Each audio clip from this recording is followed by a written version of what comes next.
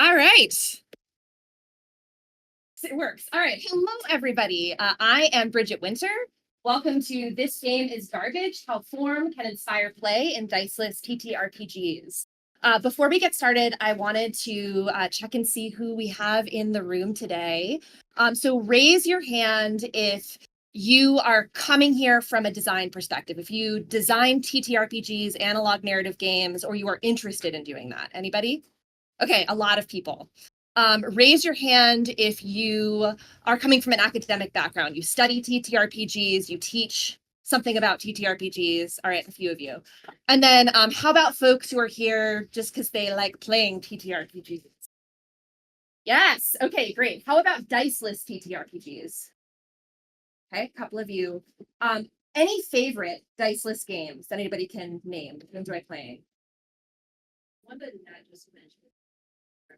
I like Alice. Oh, Alice is Missing. I do love that one. Yeah. Yeah, that one actually uses like text messaging as a mechanic. Yeah. Stewpot? Uh-huh. Yeah, I would. Yeah. Microscope. Microscope. Fantastic. Yes. For the Queen. For the Queen, one of my favorites. Yeah. Dialect, another one of my favorites. Okay, you're all my people. This is great. Cool. All right, awesome. So here is what we're going to talk about today. I am going to talk a little bit about a Diceless game that I designed called Psychic Trash Detectives.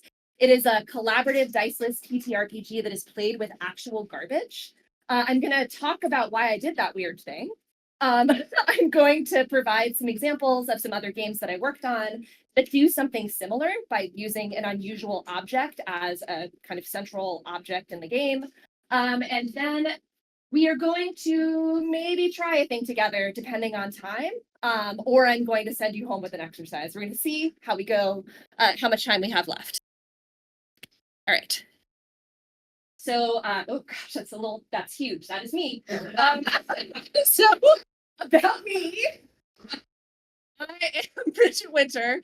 I am a fiction writer. I'm a narrative game designer. I'm a photographer. I am also the executive director of Young Playwrights Theater, a nonprofit based out of Washington, D.C. that inspires young people to realize the power of their own voices through creative writing. And then I am a co-founder and co-director of Scripted Games. We are a small TTRPG studio and small press. If you were here for the last session, you heard from my collaborator, Nat Mesnard. Woohoo!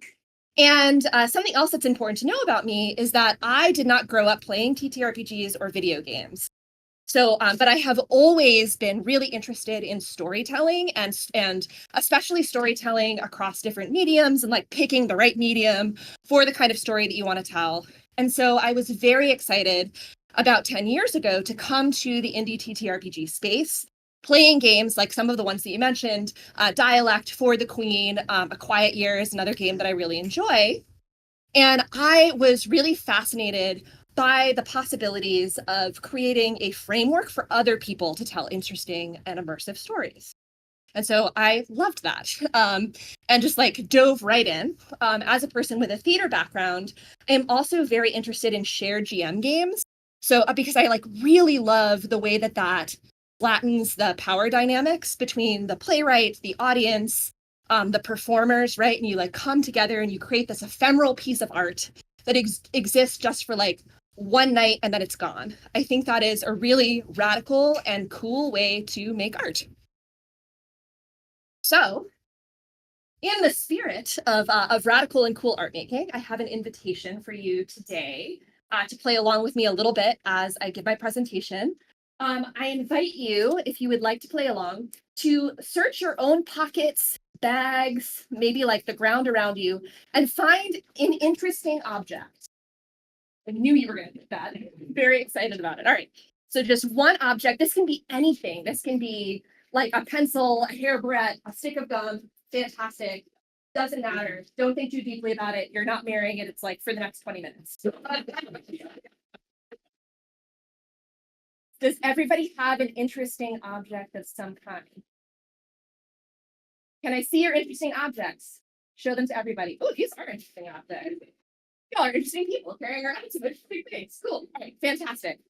So what I'm going to talk for the next couple of minutes about psychic trash detectives and the way that I use trash as a core mechanic in that game.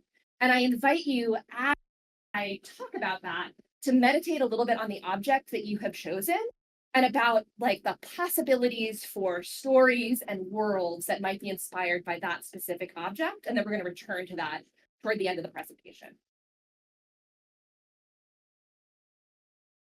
Okay, so this is Psychic Trash Detectives. Also looks like this little guidebook. So Psychic Trash Detectives, as I said, is a Diceless TTRPG that is collaborative and played with actual garbage. It is about psychic trash animals solving the mysteries that nobody else cares about. And so it is my love letter to pulp mysteries, psychic detectives, and trash pandas, but it's also a game that is about finding value in discarded beings and objects and the power of found family and outsider communities. So in designing a game system for this game, it was really important to me, number one, that I came up with collaborative mechanics that brought players in sync so much that it inspired them to feel like they were actually having psychic visions. And then the second thing that I wanted to do is I wanted to really immerse players in this pulp world of mysteries, trash animals, and garbage. So what that meant, as I was thinking about these things, is that to the great horror of my collaborators at first, I decided that an interesting thing to do was to bring actual trash into the game as a core mechanic. And by core mechanic, what I mean is the thing that the players do primarily to move the action forward in the game, to like push the game forward. So in a TTRPG, of course, that core mechanic typically informs the materials on the table that are closest to the player. So usually like dice, deck of cards, character sheets maybe. And then in the case of Psychic Trash Detectives, a giant pile of garbage. These are actual shots of people playing this game and sort of what the play space looks like. So to start, all of the players actually do bring their own trash to the game. It's pre-negotiated, right? They decide together how dirty or clean they want to be. There is actual guidelines in the game that say maybe don't be an edgelord. And then they set up, and this is what it looks like. So I'm going to talk a little bit about some of the ways that trash serves as a core mechanic in the game. This is a screenshot of some pages from the book, so you can see sort of the trashy vibe of the way that it is laid out. So as I said, players bring garbage to the table, it's sitting on the table, but the first thing they do before they actually interact with that physical garbage is they go through a creative writing activity and reflection activity where they create imaginary psychic trash. And so what that looks like is everybody is invited to reflect on a real moment in their life that they felt discarded. This is not anything they share with anybody else. They get to decide what it is they are thinking about. It's never said out loud. It is a reflective activity. And then they go through a creative writing process where they transform that memory into a piece of psychic trash. And the way that they do that, so for example, let's say that I was thinking about a breakup that I had with a slimy ex. Maybe I transform that into a slimy banana peel that smells terrible, like a mix of lilies and dirty diapers, and it is just like laying in wait for somebody new to slip on it. I take that description and I write it on a piece of scrap paper.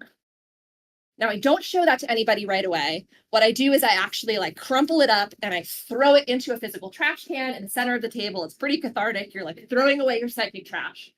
And then later in the game, and we'll talk about this in a minute, when players are doing scenes, this psychic trash that they have created is slowly revealed like piece by piece. And that trash, those are the clues that the characters use to solve the mystery that the players create together, which like really like leads to this incredible kind of catharsis because their psychic trash becomes the magic at the center of the game. So then we interact with like real physical trash. And I'm going to go really fast through some of the stages of the game and some ways that trash is used. So the players come up with everything in this game, right? They are coming up with the setting, they're coming up with the characters. They are actually divining and then solving the mystery itself. But the first thing they do is they create their setting, and that is also done with garbage. They have garbage on the table of this big scrap sheet. They're answering prompts together, and they're like making a map that their characters are going to go to. And it's like a very sort of trashy, tactile experience. When they make their characters, those are also sort of trash inspired by what is in front of them. And then trash items that they have collected when they play actually serve as character lures where they're rewarding one another for doing a good job with their characters. And then there is like a reward at the end of the game for who gets the most trash. When they introduce their characters to each other, one of the things they share is their character's grossest trait. And then all of the other players share why that character's grossest trait is actually their character's favorite thing about their comrade, which is this like fast, dirty way to build character relationships. When they come up with the premise for the mystery, they do this Mad Libs activity where they're looking at the trash on the table for trash that has words on it. And then they pick words from the trash to fill in these prompts. They decide on whether they want to do something about whether someone is missing, something has been taken, or something smells wrong for like a more existential threat. And they, find words on trash and they fill in these blanks. So like, for example, the someone is missing one, if they were looking at this sort of newspaper collage, they've come up with the pulp title, Paulette or the Case of the Kiss with No Mouth. All right. And then finally, when the players are actually moving through the game and they are in scene and they're playing their characters and they're investigating the mystery, every time they encounter the psychic trash that they created at the beginning of the game, they are invited to play a little psychic vision mini game. And most of these also involve interacting with trash, and that helps them interpret the clue.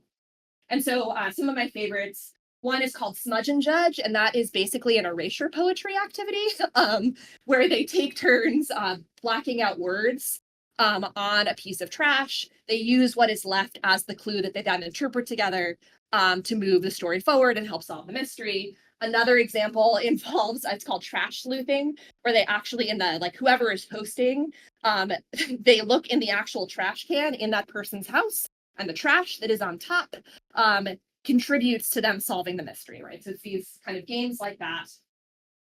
And so there are other ways that trash shows up in the game. I wanted to give you a sense of the flavor of it so I can talk about why I did that thing. All right, so why did I do this? So if you are involved in game design, which I know many of you are, these few questions should look very familiar to you, right? These are three big design questions. What is this game about? What do the characters do? And what do the players do? By answering these questions, you define the core experience, right, of a player going through a game. And because it was so important to me to align this, what do the players do, with what the character's doing, what the game is about, right, and create the sense of ludonarrative harmony, I wanted to play with using a thematically resonant core mechanic to align those three questions. And so it just made complete sense to me, obviously, that if the answer to question one, what is this game about? Psychic trash animals solving mysteries no one else cares about by interacting with garbage and like valuing discarded beings and objects. And then number two, what do the characters do? They interact with garbage to solve this mystery and have these psychic visions. What happens if we make the answer to question three that the players interact with garbage and mimic the experience of psychic visions? So that is my why. That's why I did that.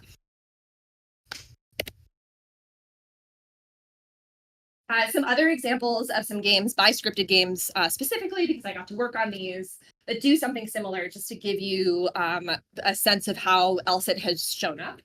This game on the right, called The Goodest Girls. This is a game that I actually just wrote. It is a sequel to Psychic Trash Detectives. It's set in the same world, but it's a completely different premise and has its own game system. It's a standalone game. And this one is about aging shelter animals living their best lives together. And so instead of trash, the central object that they use in the game are treats. So all of the players bring treats to share with one another. And those also serve as narrative lures to kind of reward one another for portraying their characters really well, but also because this is a sitcom-inspired world, right? The Goodest Girls, Golden Girls. They also reward each other for making each other laugh, for having these like awe moments. There are mini games they play during commercial breaks that involve doing stupid human tricks, and they like earn treats for those. And at the end, the number of treats that each person has accumulated does impact the outcome of the game. And then on the left here, we have a game called Against the Gloom. That one was written by my partner and scripted games collaborator, Dustin Patrick Winter. And this one I'm cheating a little bit because it is not diceless. So it's about pirate rock stars pushing back against a sentient gloom through the power of music. And so it does use a dice mechanic that is Yahtzee inspired, where the players roll for harmony to move the action forward. But because it is a musical game, and music is actual magic in the story, the players also build a musical playlist that's kind of like a spell book, and they play and spend songs to impact rolls, which does something similar where it's like connecting the players with that core experience of the game. All right.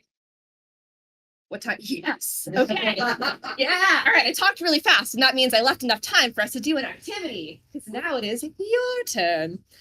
So I talked a little bit about, right, how in Psychic Trash Detectives and in some other games, I used this like kind of object that folks are interacting with instead of dice as a core mechanic to align those big three design questions. So here are the big three design questions again, reversed, just so I could create a cool slide. So the way that I did it, obviously, is I started with question one. I knew what the game was about. I knew what I wanted the characters to do. And then I came up with this thematically resonant object and core mechanic that I could use to align these things. However, it is also reasonable to start with question three. What do the players do, especially if you're playing with something interesting like a particular object or an unusual core mechanic, and then think about what that might mean for what the characters might be doing and what kind of game you're designing. So we are going to do this exercise together a little bit. I do not expect that we are going to design a game we're publishing tomorrow.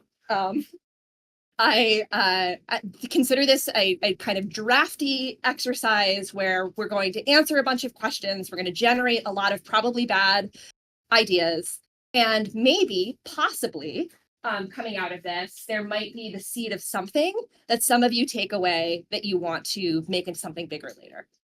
So those are the expectations. So I challenge you to participate, to be brave, to call things out. And let's see what happens. Okay, who would like to volunteer your object as tribute? Thank you, Austin.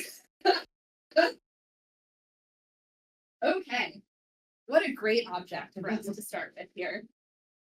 Okay, so we have this object. This is going to be our starting place. What is this object's intended purpose? What are some things this object is intended for? Courtly intrigue. Intrigue. Okay. Yes. All right. What else? Looking gay. Looking gay. Okay. Courtly intrigue. Looking gay. What else? Down. To cool down. Anything else? Yeah. To send signals. What were you gonna say? Oh, I was gonna say To cool down. literally Okay. why I have it. Literally why you have it. Okay. To pick your teeth without people seeing it, right? To hide behind it, to hide what you're doing with your face. Okay. What else? Saucy wink. Saucy wink. Okay, saucy wink. Maybe like from behind this. That wasn't very saucy. To hit people with when it's folded up. Hit people with when it's folded up. So it could be a weapon as well. To Yeah. make the clack fan sound. To make the Yeah. clack fan sound. Yeah, were you gonna say I was something? gonna say the sound. The sound. Okay, all right. And we're starting to get slightly into the second question, which are what are maybe some unintended interesting uses for this object?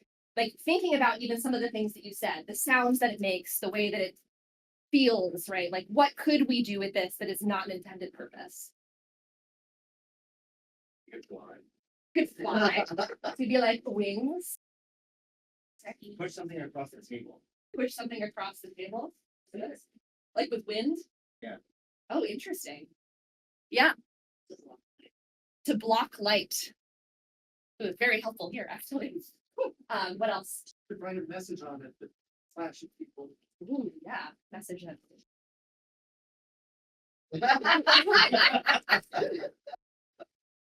Can you like see it reflected? Yeah. Yes. To do that, whatever that is. Yeah, literally, it's a projector screen. Literally a projector screen. How good Literally, was it? it's a literary. Oh yeah. Oh gosh, that is really cool. What were you gonna say? Oh, it was just showing how good this. Any other interesting, unintended, cool things we can do with this? Okay, all right. What? So thinking about the intended purpose of this object, some of the unintended purposes, what are some interesting worlds and stories you could imagine that involve this object or inspired by it in some way? Yeah. I feel like fantasy fish. Fantasy It looks fish. like a fin. Oh, interesting. Yeah, Fantasy fish. but it's pink, so it has kind of like a Ariana Grande and liquid kind of. Okay. Okay. Before we came up with Like fantasy, like diva fish. Okay. All right. What else? I'm imagining like an Ocean's 11, but it's like courtesans in like some kind of weird science fiction space on. Hmm. Okay. I'm into that. What were you gonna say? I had a similar vibe of like espionage, like hidden messages, like or something that's a reveal. Yeah. See like a sun-seared planet where it's not only this functional thing for keeping cool, but has to like travel with other people, like to signal to them across the dunes, like, you know, there may be water here, like this sort of thing. Oh. You can signal to communicate across the. There's a lot coming up where this is a tool for communication, which I want to call it. It's really interesting. Yeah. What else? anything where there's like a performance culture. Mhm. So Vegas showgirls is Or diva fish, you know. diva fit. Yeah. Cool. Okay. Showgirl culture, some kind of performance. These are all really great, really, really great possibilities. Okay. So now moving on to like the bonus question, which is, well, not that bonus question. The free bonus question, which is for the things that we just talked about, like all of these really cool ideas that you generated, can you see how any of them might answer one of those design questions in a way that inspires you specifically? So reminder that the design questions are, what is this game about? What do the characters do? And then what do the players do? And you can pick any one of those. So of things that you said or other people said, what inspires you to answer one of those questions? Yeah. I immediately think about the difference between having the closed fan and the open fan and the action of switching between those two things and what different in-game mechanics could be tied to those things. So I think one thing that the players could do is have perhaps a certain set of abilities with the closed fan, with the open fan, and switching between the two, and then actually in the art of the TTRPG, having that any player be able to open or close their fan at any moment, then signifies a change in the games. Oh, that is really interesting. Yeah. So you're saying open. So depending on whether the fan is open or closed, the players have different abilities and they have the possibility of like opening and closing it at any point in the game. And that sort of changes what is happening. That's really cool. When you think about that, when you say like at any time they can do that, can you think of an interesting way to limit that possibly? Like, I mean, the obvious and perhaps most boring one is that you only get a certain amount of times to do it.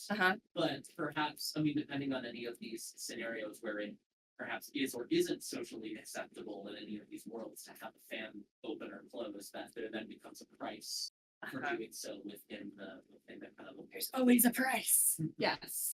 Yeah, that makes a lot of sense. Yeah, awesome. For limit, you have to do it with flair and not repeating physical vocabulary. Okay, with flair and not repeating physical vocabulary. I love that. Okay. Well, now when we have that addition to that, what does that say about the world that we are playing and the kinds of stories that we're telling, what the characters might be doing? Just starting from that as the basis. Oh, you're just saying 5 minutes. That's great. Okay. Do you have an idea? Anybody else? Yeah.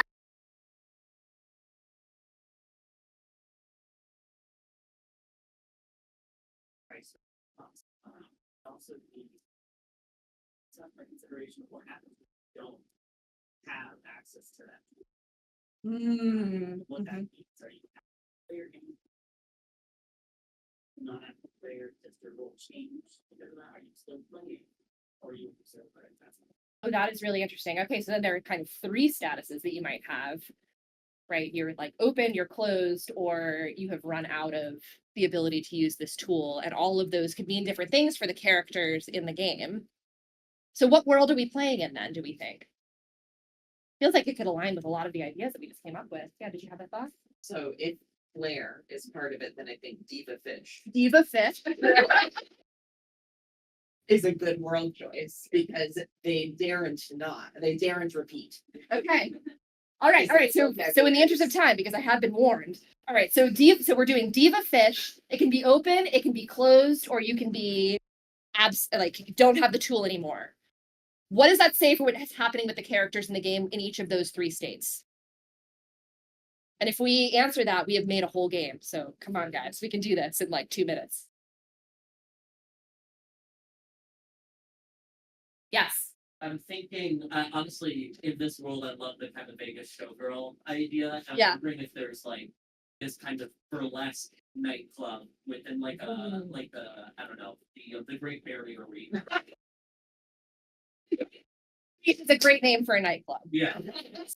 And so, in a lot of these things, you have your on-stage and your off-stage personas, right? Oh, Okay. All right.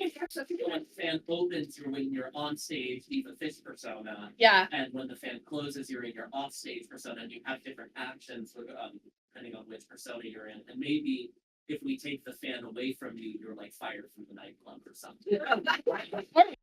Okay, y'all. I said we weren't going to make a whole game, but you did. Great. Everybody, make sure you know each other's names. The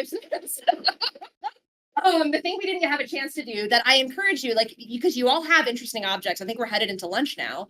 Think about, your object that you picked and how it might answer some of these questions. And if you really want to do the extra bonus, combine your object with somebody else's object. Make a friend with friends with somebody in this room and see how your answers to these questions might change if you have to in some way use these two very different objects. And then if you come up with like cool ideas, come find me and tell me because y'all are very smart. And that's really cool. Thank you very much. I don't have time for Q&A, obviously, but I will be in the Discord thread so people want to talk to me or like, a physical person so you can find me and ask questions later. Thank you very much.